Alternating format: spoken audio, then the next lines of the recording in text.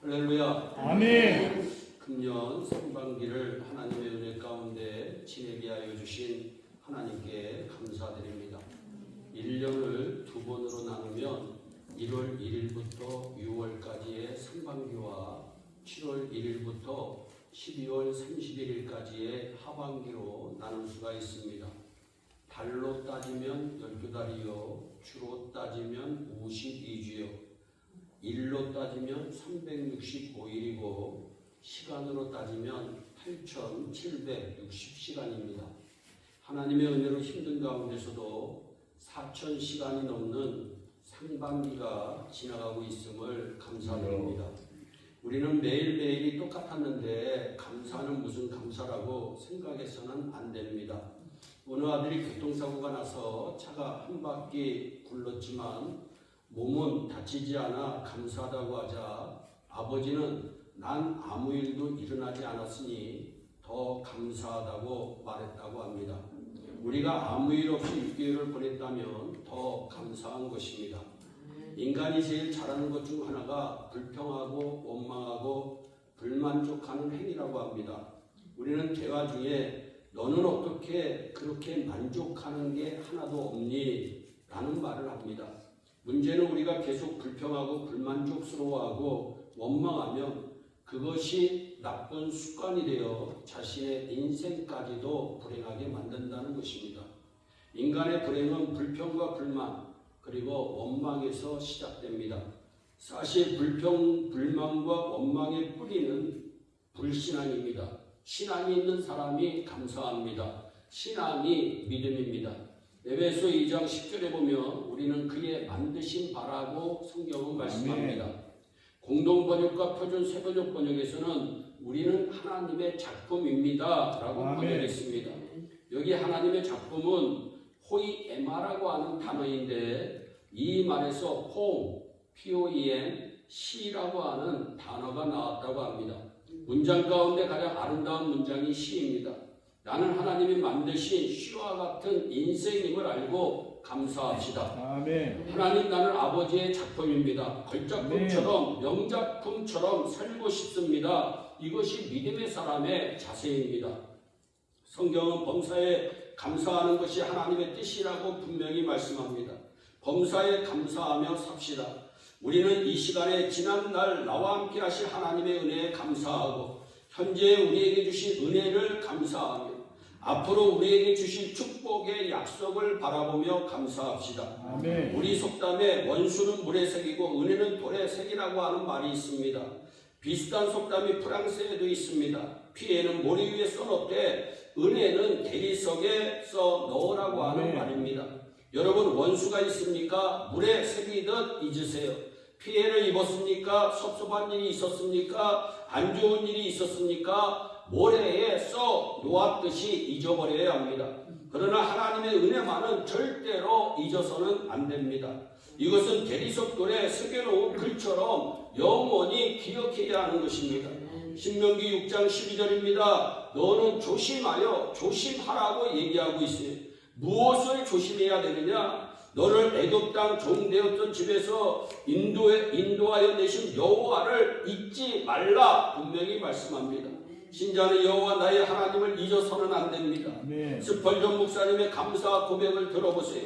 별빛을 주신 하나님께 감사하였더니 달빛을 주시고, 달빛을 주신 하나님께 감사하였더니 햇빛을 주시고, 햇빛을 주신 하나님께 감사하였더니 별빛도 달빛도 햇빛도 필요 없는 영원한 천국의 빛을 주셨습니다. 아멘. 감사가 감사를 낳습니다.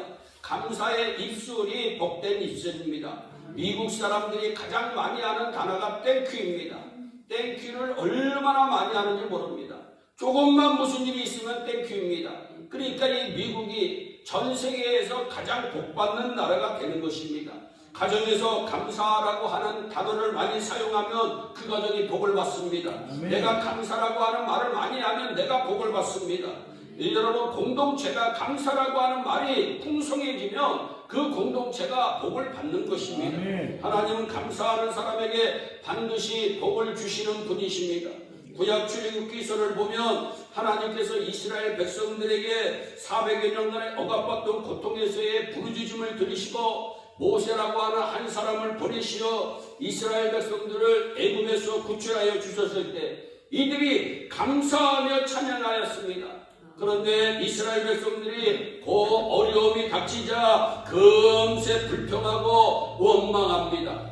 여러분, 이스라엘 백성들이 가진 고질적인 원망과 불평하는 습관 때문에, 이 나쁜 습관 때문에 열흘이면 갈 수 있는 가나안 땅을 원망하고 불평하고 또 원망하고 불평해서 40년 동안 광야에서 돌고 또 돌다가 결국은 그들 모두 광야에서 죽었음을 성경은 분명히 말씀하고 있습니다. 성경이 이스라엘의 출애굽기 사건을 통하여 우리에게 주시는 교훈이 무엇일까요? 하나님은 원망 불평하는 사람과 함께 하나님의 역사를 이루시지 않는다고 하는 사실, 또한 감사해야 할 자가 감사하지 않으면 자연히 불만족하고 불평과 원망을 하게 되고 결국 망한다고 하는 교훈입니다.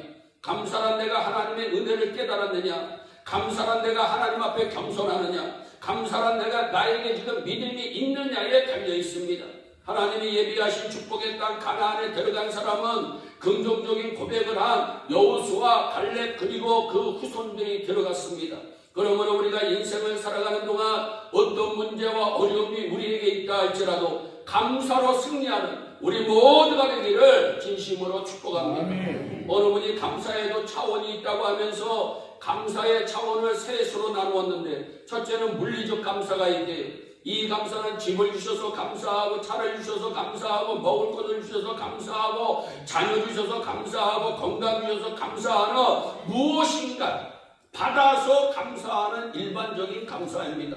둘째는 철학적 감사가 있대요. 이 감사는 특별히 무엇을 받아서 감사한 것이 아니라 깨달음에서 오는 감사입니다. 전에는 은혜인 줄 몰랐는데 깨닫고 보니 은혜요. 전에는 축복인 줄 몰랐는데 깨닫고 보니 축복이란 말입니다.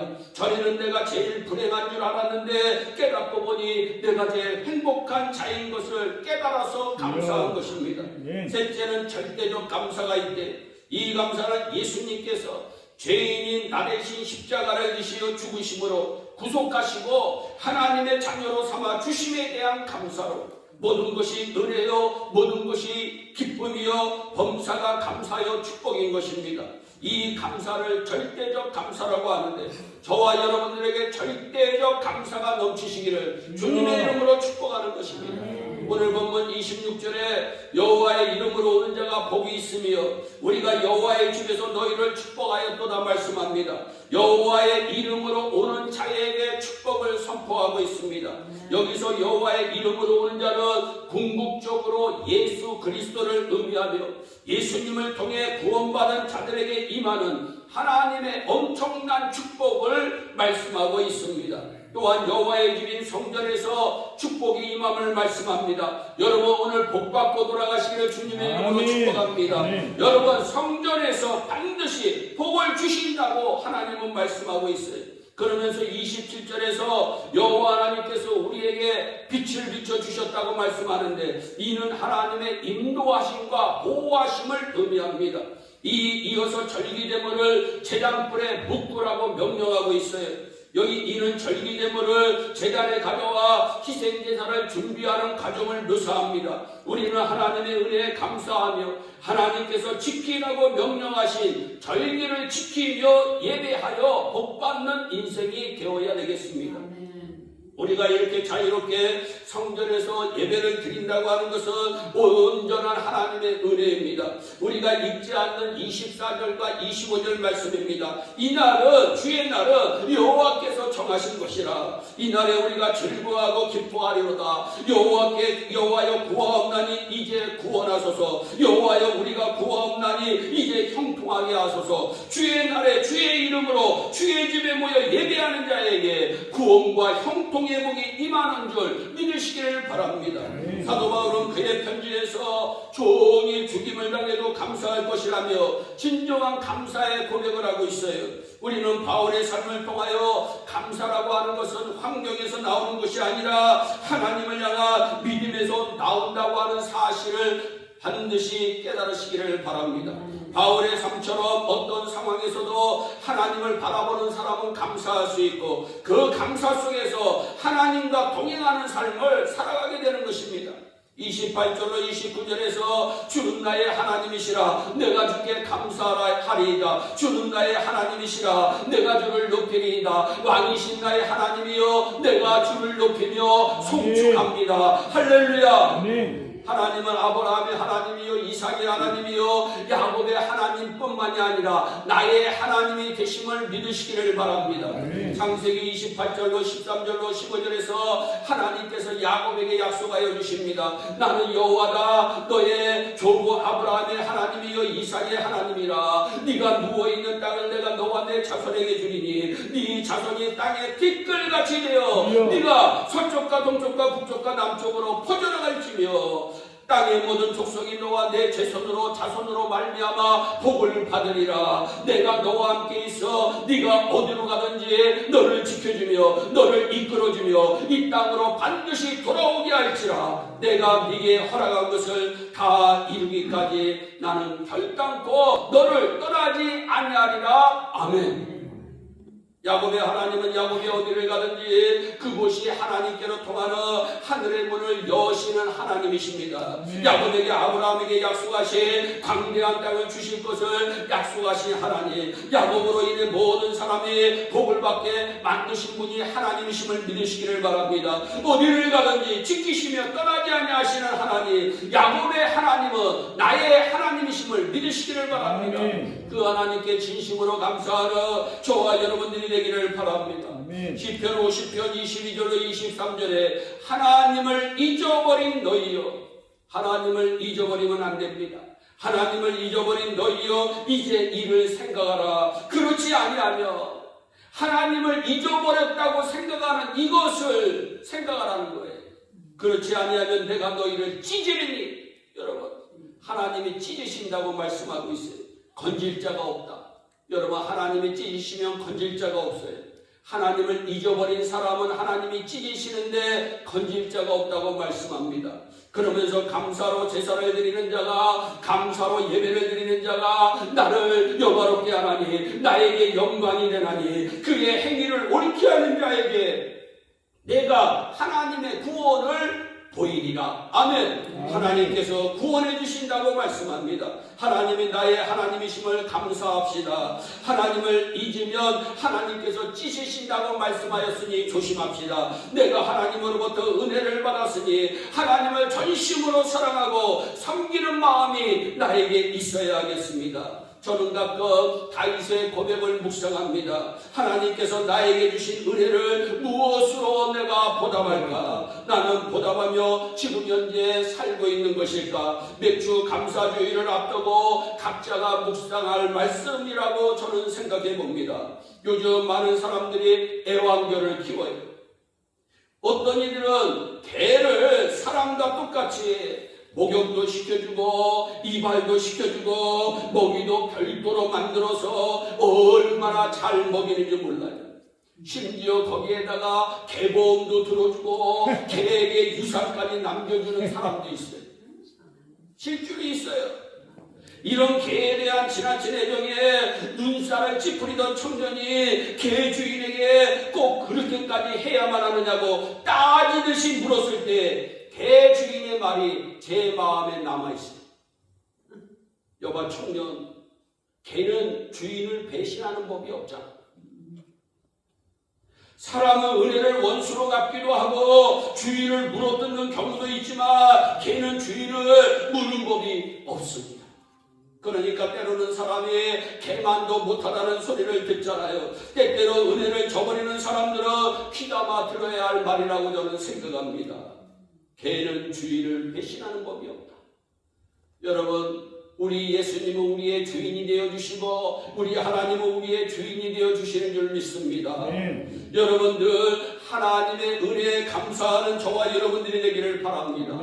기독교 서적 중 베스트셀러 가운데 하나가 야베스의 기도라고 하는 작은 책입니다. 미국에서 출간 1년 만에 500만 부가 팔린 책이고 우리나라에서도 단 7개월 만에 68판을 찍어낸 책입니다. 야베스의 기도라는 책이 사람들의 마음을 사로잡은 것은 성경에 나온 야베스처럼 나도 하나님의 복을 받고 살고 싶은 사람들의 마음이 사람들로 하여금 그 책을 사게 한 것입니다. 모든 인생은 복된 인생이 되기를 원합니다. 특별히 본인이 해결하기 힘든 어려움에 빠졌을 때 하나님께 복받기를 너무나도 원해요. 이거는 뭐 누구나 마찬가지입니다. 어느 동네에 말씀만 피우고 살던 한 아이가 있었어요. 이 아이가 성탄절이 다가오자 예수님에게 좋은 선물을 좀 받고 싶었어요. 그런데 가만히 이 아이가 생각해 보니까 착한 일을 한 게 없는 거예요. 아니 선물은 받고 싶은데 착한 일을 한 게 없는 거예요. 그래서 밤에 잠자려고 들어놓았다가 갑자기 밖으로 나가 동네 근처 성당으로 들어가서 이 예수님의 어머니 마리아상을 훔쳐서 집으로 돌아옵니다. 그리고 예수님께 기도의 편지를 씁니다. 예수님, 당신의 어머니를 인질로 잡고 있으니까 좋은 말 할 때 좋은 선물 하나 보내세요. 여러분, 어린아이 할 것 없이 사람들은요 다 복을 좋아해요. 중국 사람들은 얼마나 복을 좋아하는지 여러분, 복. 중국집에 가도 복, 집에 가도 복, 수저에도 복, 젓가락에도 복, 얼마나 복을 좋아하는지 모릅니다. 그러나 하나님의 자녀는 걱정할 필요 없어요. 우리에게 하나님께서 약속해 주신 신실한 약속이 있기 때문입니다. 하나님은 하나님의 자녀들이 마음을 다하여 뜻을 다하여 하나님을 섬기고 하나님이 약속하신 복된 말씀을 믿고 그대로 순종하며 복을 주시겠다고 약속해 주셨어요. 신명기 28장에 들어가도 복을 받고 나가도 복을 받고 떡반죽 그릇까지 복을 받는 놀라운 복이 여러분들에게 임할 줄로 믿으시기를 바랍니다.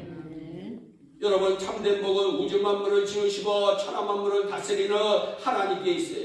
신명기 10장 12절로 13절에 이스라엘아 내 하나님 여호와께서 네게 원하시는 것이 요구하시는 것이 무엇이냐? 곧 내 하나님 여호와를 경외하여 그의 모든 도를 행하고 그를 사랑하되 마음을 다하고 뜻을 다하여 내 여호와 하나님을 섬기고 내가 오늘 네 복을 위하여 네게 명하는 여호와의 명령과 규례를 지킬 것이 아니냐. 여기 잘 읽어보면 내가 오늘 네 복을 위하여. 여러분, 이 말씀은 하나님을 위한 복이 아니라 사람을 위한 복입니다. 사람을 위한 복. 하나님께서 우리에게 명령하시는 모든 계명은 하나님을 위한 것이 아니라 사람들의 복을 위한 것입니다. 하나님께서는 우리가 복받고 살기를 너무나도 원하고 계세요. 에레미야서 29장 11절에 나 여호와가 말한다. 너희를 향한 나의 생각은 내가 하나니 재앙이 아니라 곧 평안이요 너희 장래에 소망을 주려 하는 것이다. 아멘. 중요한 것은 인간이 복을 받고 사는 것이나 불행하게 사는 것이나 모두 자신의 행동에 달려있다는 거예요. 에스겔서 33장 20절에서 이스라엘 족속아 나는 너희가 각기 행한 대로 심판하리라. 오바다서 1장 15절에서는 여호와께서 만국을 벌할 날이 가까웠나니 네가 행한 대로 너도 받을 것인즉 네가 행한 것이 내 머리로 돌아갈 것이다. 마태복음 16장 27절에서는 인자가 아버지의 영광으로 그 천사들과 함께 오리니 그때 각 사람이 행한 대로 갚으리라. 이 말씀은 자신의 행동으로 인하여 복도 받고 저주도 받게 된다고 하는 말씀이에요. 말에도 복을 받게 하고 불행하게 하는 언어가 있어요. 여러분, 복된 언어만 하시기를 주님의 이름으로 축복합니다. 한국 속담에 말 한마디로 천냥빛을 갖는다는 말이 있어요. 여러분, 제가 지난번 이 토요일 날 말씀드렸지만 여러분, 멀리 있는 사람에게 상처받는 사람은 없어요.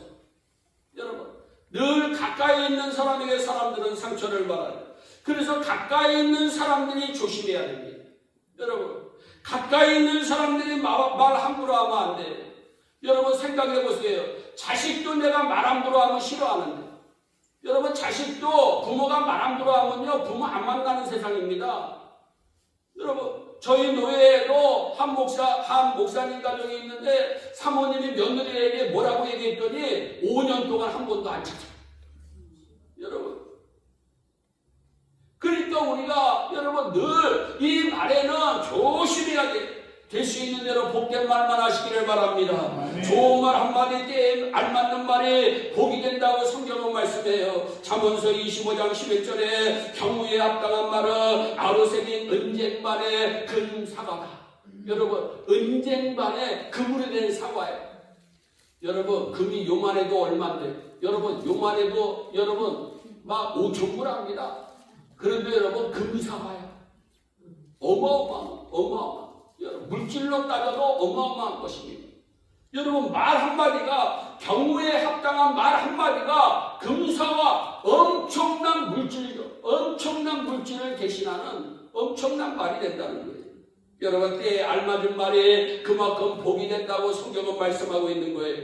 감사라고 하는 말은 하나님의 마음을 감동케 하는 복된 언어인 줄 믿으시기를 바랍니다. 성경 말씀에서 하나님께 감사라고 하는 말은 수도 없이 많이 나와요. 본문 말씀에서도 하나님께 감사라고 말씀하고 있어요. 그런데 누가복음 17장에 보면 10명의 나병 환자가 있었어요. 그래서 예수님 앞에 다가와서 예수님 좀 고쳐주세요, 제 병을 고쳐주세요 하니까 예수님이 고쳐주셨어요. 제사장에게 보여라. 제사장에게 가는 도중에 10명이 다 고침을 받았어요.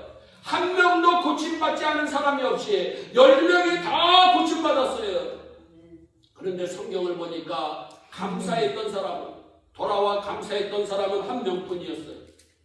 그것도 유대인이 아닌 이방인이었어요. 지금 우리의 경우로 말하면 예수 믿는 사람이 아닌 여러분 불신자를 말합니다. 유대인은 하나님께 택함받은 백성으로 항상 하나님의 은혜 가운데 사는 사람이에요. 그럼에도 불구하고 그들은 하나님께 감사할 줄 몰랐어요. 받을 줄만 알았어요. 그러나 이방인 나병 환자는 예수님께 돌아와 엎드려 감사함으로 육신의 질병뿐만 아니라 영혼도 구원받았음을 믿으시기를 바랍니다. 예수님께 돌아와 엎드려 감사했던 그 이방인 나병 환자에게 예수님이 선포하십니다. 일어나라, 가라, 내 믿음이 너를 구원하였느니라. 그는 일거양득으로 영과 육신의 온 삶에 복을 받는 사람이 되었어요. 그저 감사했을 뿐인데 놀라운 역사가 일어난 것입니다. 여러분의 삶에 감사의 예배가 되게 해보세요. 여러분 감사로 하루의 문을 열어보세요. 어떤 분들은 늘 계속 밥 먹을 때도 불평, 여러분 차 탈 때도 불평, 여러분 불평을 달고 다니는 사람이 있어요. 그런다고 인생이 변하지 않습니다. 그런데 놀라운 사실은 감사하면 인생이 변해요. 아멘. 한번 해보세요. 여러분 제가 그 증인입니다. 여러분 제가 옛날에는 비판했던 사람이었어요. 불만족스러웠던 사람이었어요. 불평했던 사람이었어요. 그런데 내 인생 바뀌어지지 않더라고. 그래서 그때부터 감사하기 시작했어요. 아들에게도 감사, 딸에게도 감사, 아내에게도 감사, 이웃에게도 감사, 다 감사. 그랬더니 하나님께서 감사하는 환경으로 만들어주시고, 어려움과 고난이 닥치더라도 하나님께서 반드시 건져주시고 보호하시고 구원해 주십니다. 시편 50편 14절로 15절에 감사로 하나님께 제사를 드리며 지존하신 이에게 너의 소원을 갚으며 환난 날에 가만히 있지 말고 나에게 기도해라. 내가 너를 건지리니 네가 나를 영화롭게 하리라. 사랑하는 여러분, 정말 복받기를 원하시면 하나님의 마음을 감동하게 하는 감사라고 하는 말을 많이 사용하시기를 바랍니다.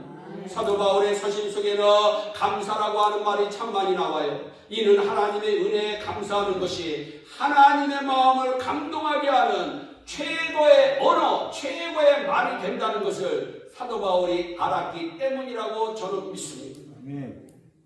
믿음이 성숙한 사람은 범사에 감사합니다. 어려운 가운데서도 주님의 은혜를 바라보고 감사하고, 좋은 것은 좋아서 감사하고, 나쁜 것은 앞으로 좋아질 것을 바라보며 감사하고, 범사에 감사를 드리게 되는 것입니다.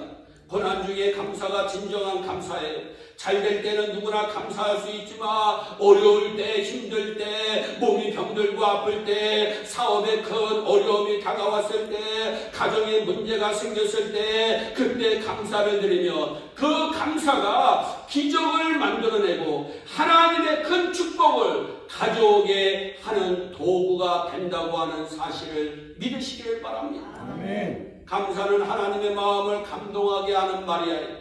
여러분 우리 한번 옆에 분들하고 한번 인사합니다. 당신이 내 옆에 앉아서 감사합니다. 자, 감사해야 돼. 내가 감사해야 돼. 여러분 감사하는 마음으로 예배하고 하나님의 뜻에 순종하며 힘들고 어려울 때나 언제든지 하나님께서 은혜를 베풀어 주신다고 하는 사실을 꼭 믿으세요. 그러므로 어떤 환경에서도 모든 일에 일평생 감사의 삶을 살다가 주님 오시는 그날에 칭찬받고 이 세상에서도 하나님의 엄청난 복을 누려서 여러분만 누리는 것이 아니라 남에게 나눠주면서 복된 영향력 있는 축복의 통로들이 되기를 주 예수 그리스도의 이름으로 축원합니다. 기도하겠습니다.